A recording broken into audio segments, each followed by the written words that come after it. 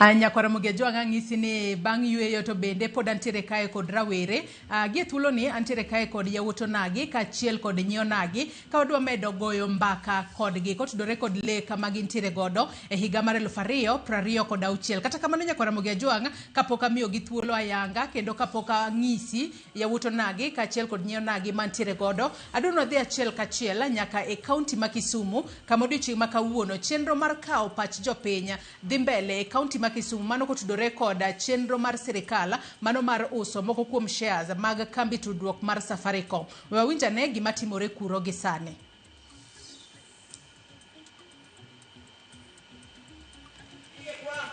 Tumenunua hizi shares na kila kaunti inaenda kupata pesa fulani ili turudhike. Kwa maana tukiwacha tu hivi corruption iko juu na hizi pesa hatuwezi kuziona. Asante. Next.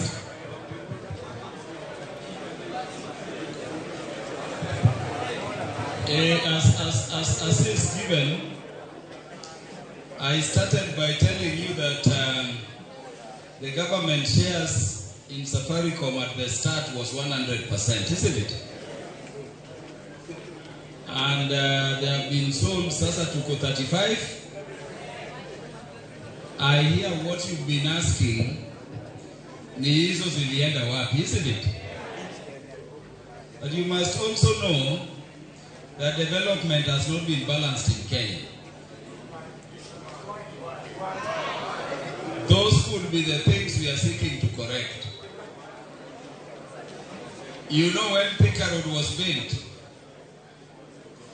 it is now that the dwelling of Rironi